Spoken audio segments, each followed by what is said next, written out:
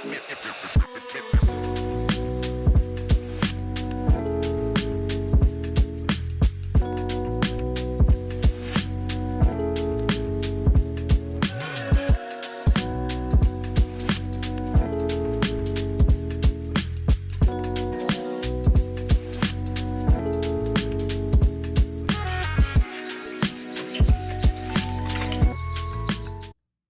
no Howie Mandel, but I need to know, deal or no deal?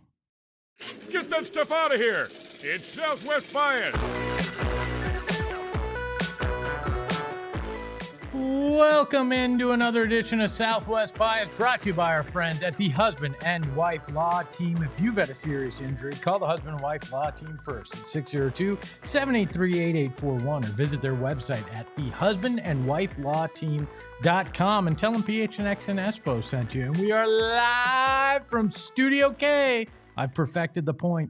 Brought to you by our friends at Circle K. Become a member of the Inner Circle today.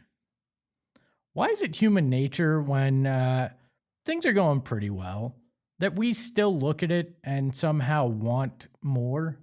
We think, oh, it could be better. Oh, it should be better. I understand it and I don't, right? Because we all think we deserve more. But at some point, can't we look at it and go, maybe we've got exactly what we need right now in this moment?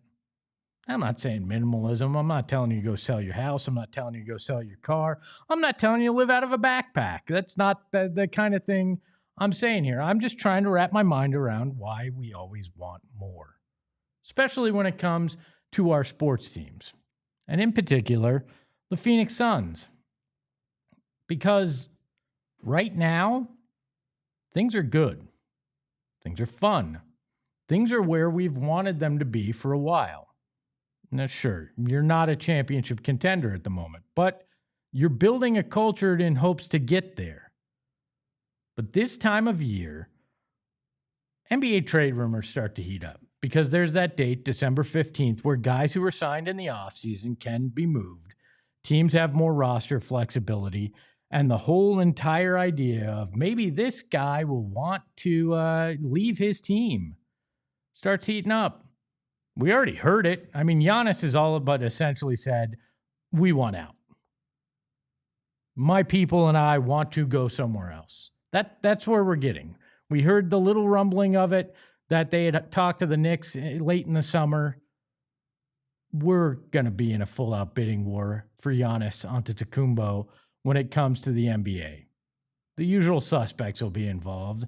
The New Yorks, the Brooklyns, the Torontos.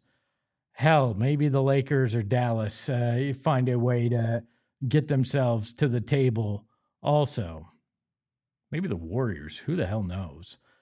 But the Phoenix Suns continue to be brought up on the periphery of a bunch of kind of ideas of deals. How they might be involved, because there's this misconception, I think, nationally that this Suns team is ready to put the chips back on the table like they did in previous years because they're ahead of schedule. Why would you commit the sins of the past again? Why would you make the same mistake that got you in this situation when you're trying to get out of it? When you're trying to look at how do we build a culture? How do we build for the future? How do we build with young assets and develop something more? But yet, that does not stop some trade rumors from coming up. This also does not stop a certain subsection of Suns fans that anytime anybody comes available, how do we get them to the Suns? The answer is you probably can't. But I want to show one that Bleacher Report threw out there. They continually do these, the guys that NBA teams need to go after. And this one killed me because Bleacher Report's like, oh, Zion. The Suns need to go after Zion because what they need is a guy that can't get on the court. What they need is to leverage what little assets they have left to go get a guy with a giant contract that can be giant himself. He has been out most of his career. The man has missed more games than we watched guys play on this roster the last few years. Everybody hated the fact that you had Mr. PTO on the roster, but then, Bleacher Report's like, yeah, the best idea is the Suns trade for Zion Williamson. Nah, I think I'm good. Thanks. There's this other one that got thrown out there as well. And this one, I think there's a little bit more interest from people, but I still look at it and go, why? This one also from Bleacher Report that was tweeted by NBA Retweet. Timberwolves received James Harden and Haywood Highsmith. The Clippers received Jalen Green and Bones Highland. The Suns received Julius Randle. The Nets received Mike Conley, or at least what used to be Mike Conley, Leonard Miller, and 3 second-round picks. Okay, I understand the Clippers are desperate. I understand the Nets don't care about anything other than draft picks. And the Timberwolves might feel like they need a change. But when you look at this, why would the Suns do this? Jalen Green's 23. They built an offense around him, and they think that there's more potential in him. I think this is selling low, and I don't think Julius Randle puts you anywhere closer to what you're trying to accomplish. Why would you want to go down the Julius Randle route right now? Hey. I know you love Julius Randle, Shane, but at this point, you're trying to be younger. You're trying to build culture. You're trying to build for 2 or 3 years from now. Julius Randle does not make you a championship contender. I'm kidding. It makes no sense. I mean, Julius Randle makes you a 5th or 6th seed, which you might be anyways, and does not change a lot. And does he fit the culture? That's a big question. The other name I saw in a more ridiculous trade that I'm not even going to read to you was, get Karl-Anthony Towns and trade like a 30-year roster to do it. Why? Why mess with something that's working right now? They're 13-9 in a year that nobody expected them to be over 500 at any point.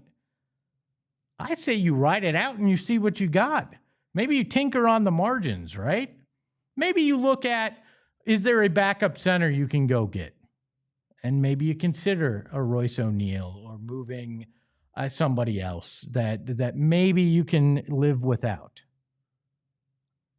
Why? To me, I just don't understand why people so badly want to try to go star chasing again. It didn't work. The NBA isn't in that mode anymore. The NBA isn't a star chasing league. Everybody thought the Suns were in the worst position, but go look at the Clippers. Unless they get super creative, they're in a much worse position. Older, more salary on that roster, so less flexibility. Same draft situation without the young talent. You want to look at maybe getting a veteran center, maybe getting involved in a larger deal on the margins to get a veteran center. Sure. You're going to try to get a Goga Batadze from Orlando. I'd even entertain if you tried to convince me on Brook Lopez, trying to get him off of the Clippers roster if they do in fact blow it up. But I do not understand the fascination with the Julius Randles and the Karl-Anthony Towns and all this stuff that's going to get thrown out there. Because the Phoenix Suns have said, we are doing business differently. We are approaching things differently, and we are not going to do what we did in the past. So why in the world would you actually consider making the same exact mistake? Austin in the chat says Jalen Green's our future. I think Jalen Green could be a star of the future, or I think his value could be a hell of a lot higher than a Julius Randle in the future. If you're going to move off Jalen Green, you better get draft capital, or you better get a guy that isn't on the back half of his career, because you are. Hey, I'm kidding. You are building for a much brighter future and not a mediocre presence. I just don't understand the eagerness to get off Jalen Green. Because people are, he's injured. Yeah. Okay, yeah. he's never First been time, injured First in time his he's career. been injured. Like, and the one time he played, he dropped 30 points. Like, no, I need to see what I have in Jalen Green before I ever even consider trading for him, right? And Pablo brings up a good point. OKC is going to win NBA championships for 6 of the next 10 years. Yeah, so why am I in a rush? Why am I going to over-expedite this? Put me in contention in 2 to 3 years. Put me with a good, solid, young core with Devin Booker there, maybe add somebody else in free agency, and don't make the cupboard bare even more just to go chase a guy whose past is probably much brighter than his future. Karl-Anthony Towns, Julius Randle, anything that used to be a New York Knick doesn't help you in this. I mean, unless they're crazy and they want to trade Jalen Brunson for, nothing. Sure. But trading young assets, trading guys for a resume, if you will, I don't need to see it. I don't want to see it. I've lived through that. And I think I'm done living through that. And I hope you are too. Because you know what? Sometimes it's all right to accept that it's fun right now and you don't need to change. That the grass isn't necessarily greener. That there isn't something better just waiting for you. And that what you have is more than all right. It's fantastic for the moment that you're in. But maybe that's just my Southwest bias. We welcome in the mustache behind the Mac, Shane Diefenbach. Shane, how are you, my friend? I am fantastic, Espo. How are you? I enjoyed insulting your dreams of Julius Randle being a Phoenix Sun. I don't like mixing work and pleasure, Espo, so I wouldn't want him on this team. We know that's not true. No, it really just doesn't make sense right now. That being said, if you can grab him in free agency for nothing in 3 years, I'm all for it. I mean, for free agency, okay, Yeah. you got some cap space. You wanna get creative. I'm okay with that, but don't start bartering the pieces that you finally have, the future that you started to build. You look at this team, and you say, okay, before Gillespie was even the best player on this team, you didn't really need a guard because of how this team was constructed. We saw how good it can work when Jalen Green is on the floor. Small sample size, but still, you don't need a forward like a traditional 3 because Dylan Brooks and then some of the guys off the bench that are able to fill that role, like Jordan Goodwin, who's obviously not built like a 3, but he plays like a 5. You know what he is? He's Chuck Hayes. He's point guard Chuck Hayes. I can see that. My goat. And you the only position, which is funny because you have so many of these, is center where you want to upgrade. And so that one makes more sense than anything. Yeah, I understand trying to find a backup center. Yeah. I also understand that Bleacher Report's model is creating as much slop as they can to get people talking. But I have seen others in the Phoenix Suns world trying to, but can we get this guy? Can we do that? So you can finish with a second round exit, maybe, which this team may wind up creating anyway. For sure. I had friends talking to me about Giannis yesterday, and my response every time was, didn't we just do this? They just did this. And sure, Giannis and Kevin Durant are completely different players, personality, styles, whatever. Didn't the Suns just go through this? Stop. Yeah. I mean, I had a friend go book for Giannis. It's like, you want to create a whole lot of drama. Sure. Pablo says, I love our future in Kaman Malawach and Rasheer Fleming. I feel good about them being our future 1-2 punch. Look, I've got hope for the future, and I think they're part of it. Arturo says, talk about Malawach. Every game on the G League, the guy keeps improving. Only 1 turnover and maybe 1 foul yesterday.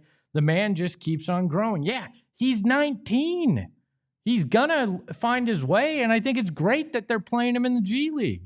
Had a huge stat line last night. Continues to look more and more comfortable. That's exactly what you want. Brian in chat says, "Oh no, the Teletubby baby grew a mustache." The Teletubby Yes. baby's had a mustache. The Teletubby baby went to rehab for a little bit. The Teletubby baby knows how to sports gamble now too. Yeah, There's all sorts of things that the Teletubby baby is good at. The Teletubby baby's been on his worst behavior.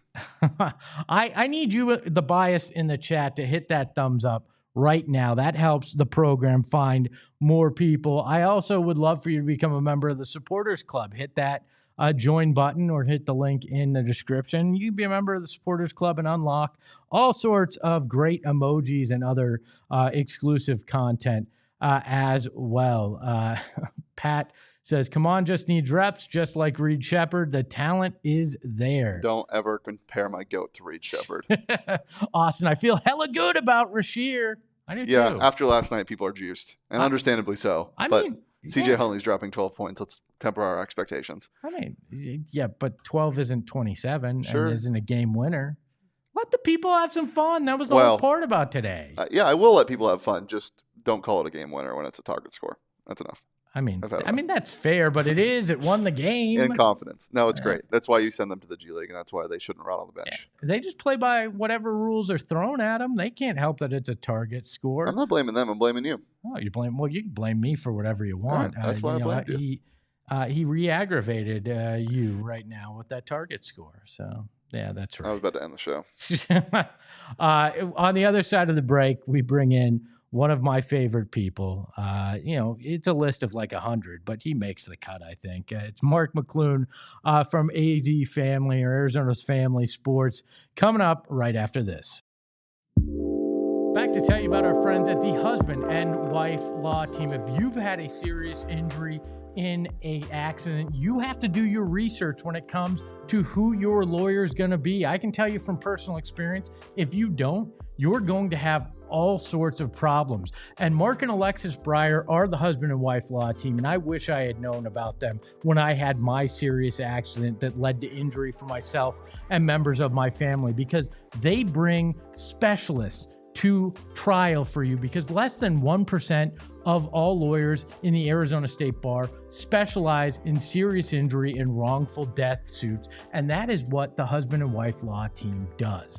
They will do that, and they care more about the result for you than their bottom line. So if you've had a serious injury, you need to call the Husband and Wife Law Team first today at 602-783-8841, or visit their website at the link in our show notes and tell them PHNX sent you. You won't be disappointed. They will take care of you. And got to tell you about our friends at Gila River Resorts and Casinos. You do you at Gila River Resorts and Casinos. They have the best experience in the desert. Whether you're looking for a staycation, you're looking for a fun night on the casino floor, you're looking for a sports book, they've got it at their 4 Valley locations: Wild Horse Pass, Lone Butte, Vequiva, and Santan Mountain. They raise the bar. They've got 4,500 slots and live games on their floor, plus the biggest sports book in the Valley and the best restaurants, from approachable to casual and fancy. They've got a great steakhouse out at Wild Horse Pass that you've got to try. I'm a food expert, you can tell, and I love everything that they have to offer out there. Plus, we throw great events out there too, so why not join us with our friends at Gila River Resorts and Casinos? You do you at Gila River Resorts and Casinos. Visit playatgila.com for more details on rooms and all the great events.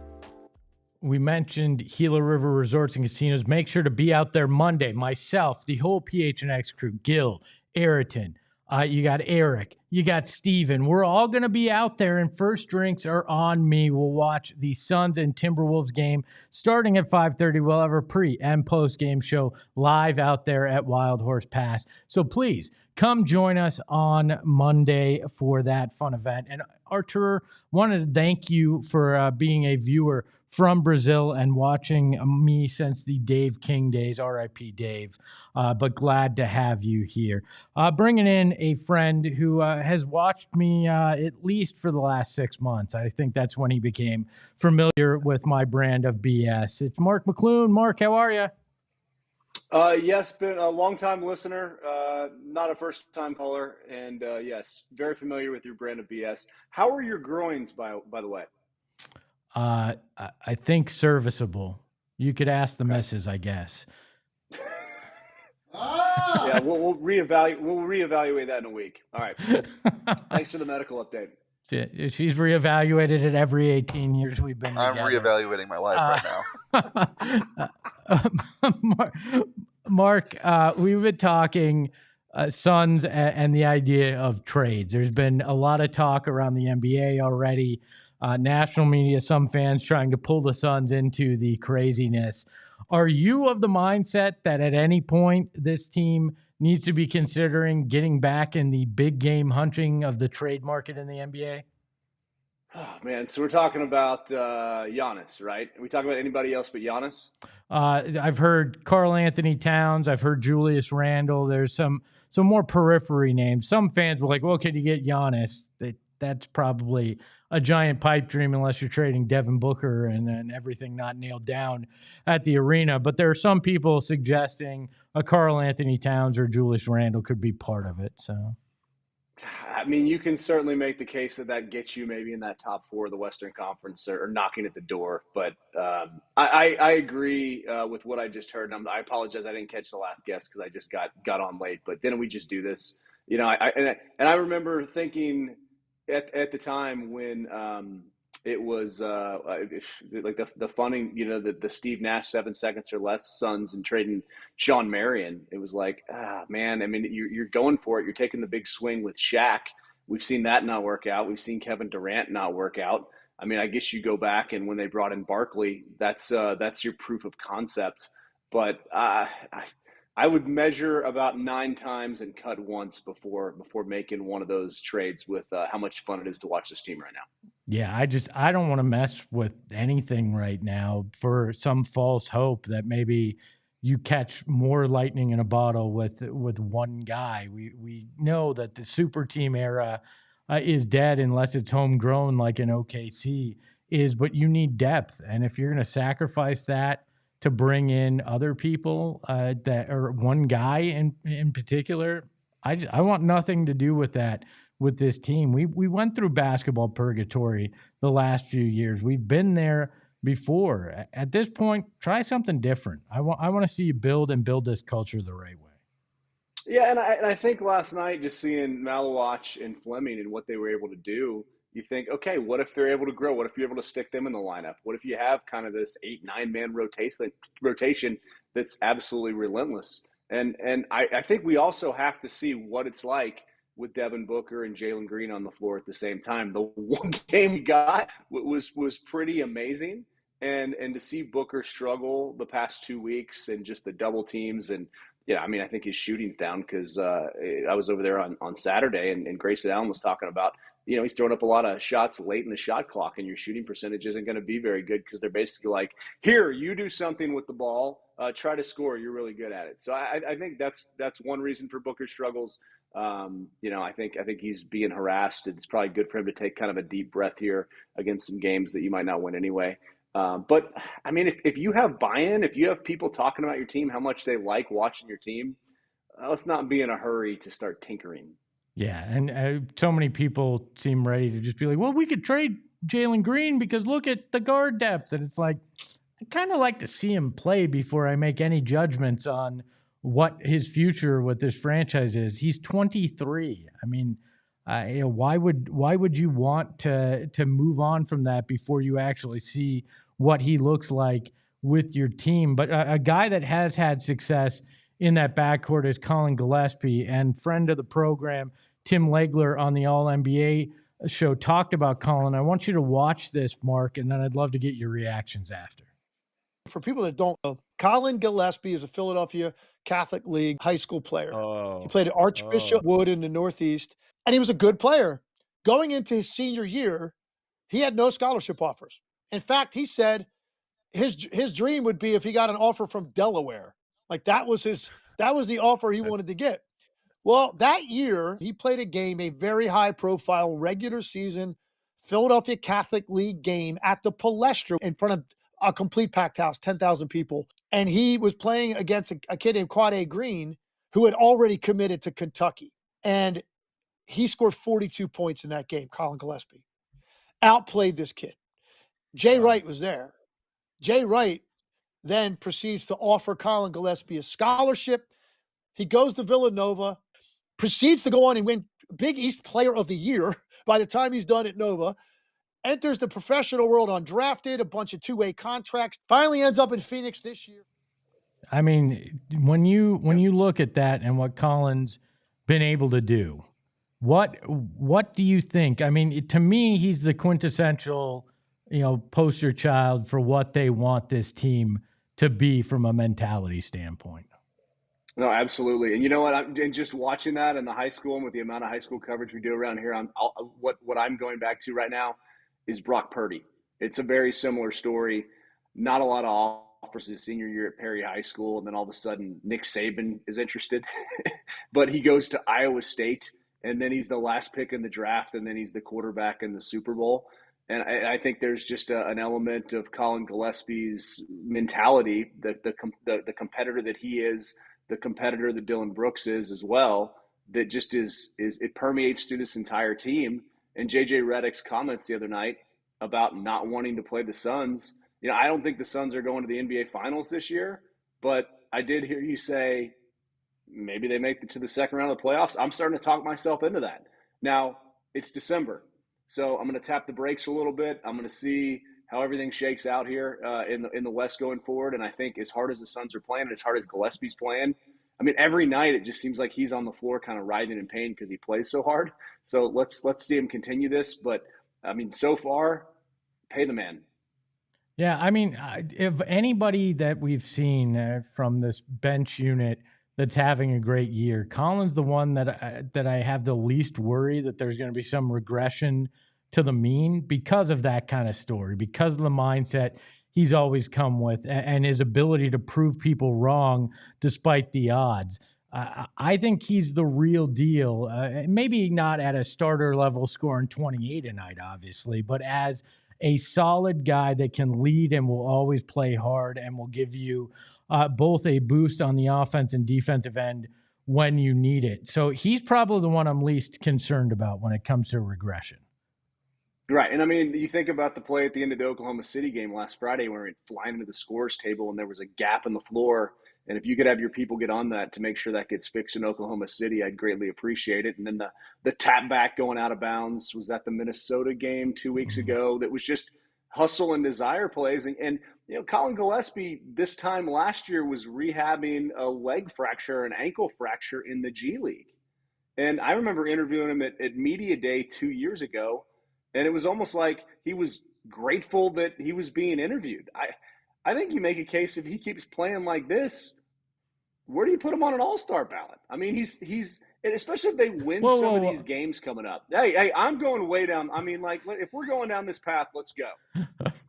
I mean, I think he could get. I think he certainly will get some praise in that. I don't think he will make a team, but I certainly think he's in the running for most improved, potentially sixth man of the year, and how that will net out. I think there's definitely conversations to be had there. Mark, quick game we got to play. You're wearing your Texas hat. I need you to blind rank some things from Texas for me, all right? Beautiful. And we'll do Texas number 9 in the nation in the next installment of the college football rankings and going to the college football playoff, ahead of Notre Dame and Miami, who we would just hammer if we played right now. All right, I'm gonna give you the Austin music scene, 1 through 5. Where do you rank it? Oh, 1, definitely. I mean, Okay. Okay, full disclosure, I haven't lived there in 25 years. So back in the day when Bob Schneider and the Scabs were playing and Tom Arnold and the Bare Naked Ladies would show up and I was running around. Yeah, let's 1 out of 5. Yeah, Austin music scene, going out, live music. It makes the town. It's fantastic. Barbecue. So not knowing my other choices, I would put it 2. I think there are just so many spots. And if you do go to Austin, you can kind of go on a little tour. You can do like Rudy's in the gas station. You can go to Black's. You can go to Franklin's. You can go out to the Salt Lick. And it makes for a fun time if you bring your appetite. Cows. Well, are we talking cattle, about Longhorns? if you will? Okay. Oh, can I put Bevo at the top? I didn't having not ranked them. Okay, then we're going to put Bevo 3, and demanding maybe a recount when this is done. That's the whole point of these. It's a blind rank. Let's see. Texas. The Texas state flag. You got 4 or 5 now. Oh my goodness. They should all be number 1. Okay, so full disclosure, I was a proud member of the Delta Tau Delta fraternity at the University of Texas a couple years after Matthew McConaughey. And that's a whole podcast for another day. Yes, sir. But yeah, so I had the Texas, like we had like built-in bunk beds that were like, I don't know who built them, but they were fantastic. But I had the Texas flag kind of over my bed. It was that was my wall. What you need to say is Matthew McConaughey built them. So you putting it 4 or 5? I assume maybe 4. Oh man, it's a beautiful flag. Yeah, let's go. I mean, you only have 4 or 5, so. Yeah. All right. Not knowing what 5 is. Let's see. Blind rankings. This is very, very unique, very original of me, just to rank them in order. Number 5, the University of Texas. Oh my goodness! Come on. What starts there changes the world. I mean, is there any doubt right now if you put the University of Texas in the college football playoff? We beat A&M. We beat Oklahoma. I mean, it's just like I get we lost to Florida. You make your bed, you got to sleep in it. But who wants to play Arch Manning right now? Who wants some of that defense? Nobody. I think there's 2. I think there's 2 college teams here in Arizona that would say, "Yeah, sure, we'll play them just so we can get in." Mark, that was a long night last Friday with Texas A&M, ASU, U of A. The Suns high school football. It was a fun extra point. I'm glad you worked it. We know you get a lot of off nights. So, Mark, what do you got to tell us about the extra point and what's going on over at Arizona Family Sports? Yeah, so getting set for the high school football state championships this Friday and Saturday. The 4A, 5A on Friday, 6A and open division on Saturday. The previews continue. Tonight, Nick King is over at Suns practice. He's efforting a one-on-one with someone much taller than him. Julia Lopez is over at Cardinals talking with the Cardinals Man of the Year. And Griffin Demaray, a good Ole Miss alum, who I was really hoping we would square off with in the college football playoff. He's still a little frustrated about Lane Kiffin leaving, but he's going to join me on the extra point. We're going to talk all things sports. You can join us at 10:35. And Espo, I know you always do, so I appreciate it. Mark, always a pleasure. We'll talk to you soon. It is that time of year. We are opening the Advent calendar, and I am very interested to see what Shane has for me today. Yes. So we're taking a trip down memory lane for the Advent calendar. Our memory or? Yes. Okay. So I grabbed a bunch of graphics from 2022 when I was producing the Sun show. And we'll just go ahead and react to these one by one. They're pretty fantastic. Okay, let's go. I'm scared. We're first starting with this comparison graphic, which I don't know why I made this. And full disclaimer, these are horrible. Like compared to the product we were putting on, these are horrible. Okay. So don't judge. All-Star returns were comparing DeAndre Ayton and Karl-Anthony, and no offense, Shane, remedial Photoshop as we're doing it. Why were we doing this? I don't know. My guess is Karl-Anthony had more votes than DeAndre Ayton. We were trying to say how ridiculous it is, but it's ridiculous to think of either of them. And I forgot Carmelo played for the Lakers. Yeah. So. All right, what else we got? We have a matchup graphic between the Devin Booker point streak or shooting splits and Kendall Jenner's tweets. Yeah, it was a Kendall Jenner, I believe, all-star pushing for Devin Booker to make the all-star game, and Book quickly went in the tank. So, yeah. I also remember we played like Kendall or Kendall at one point. Yeah. It was Kendall Marshall or Kendall Jenner. Yep. So. How about your keys to the game for a matchup against the Hawks on November 5th, 2022? Be like Aaron Rodgers and get defensive. Start fast, stay furious, make trays, stop Trey. Yeah, that sounds like me. I don't remember the Aaron Rodgers thing, and in retrospect, dear Lord, but yeah, sure. This was from that 2022 season to set the franchise record of wins, I believe. 16 more wins. Ooh. Yeah. What were we on back in those days? How about this one? Katie's big adventure. I found there were so many Kevin Durant graphics, like the Kevin DeKush. Oh, Boomba Clyde. That was Saul's brainchild there. Yeah. How about DeAndre Ayton's next team odds. Trailblazers are on there, not plus 900 for some value. And none of the actual team he went to, was on there, but nobody had the Lakers eventually being where he'd land either. So yep. And then the last one, how about a thumbnail from a win? I forgot it was the VIP lounge. It's a good one. Yeah. Good one. I love how you kind of fit that hat on Devin Booker's head. Yeah, I tried. I love this advent calendar idea. Yeah. That was fun, Shane. Thank you for a trip down memory lane, and thank you to all the bias for making some new memories with us today. We appreciate you being along with us. Before you leave, hit that like button. It actually won't let you close the stream until you hit that like button. So you should probably do it don't lie to people. now. We'd appreciate. Okay, that's not true. I believe it might turn into a little basketball, though. Ooh. It does that on the Sun show. So hit that like button if you would. We appreciate it. A big thank you to the mustache behind the Mac, Shane Diefenbach, for making all this greatness happen and making me look good, which is a very difficult thing to do. A big thank you to Mark McClune. You can follow him at Mark McClune. You can follow Shane at Shane, or at, Shane Dief. I butchered that. You can follow the show at PHNX_sports. You can follow me at Espo. And remember, don't trade just to trade. Trade because it makes your team actually better. Ahoy, hoy. We all silly like the mayor.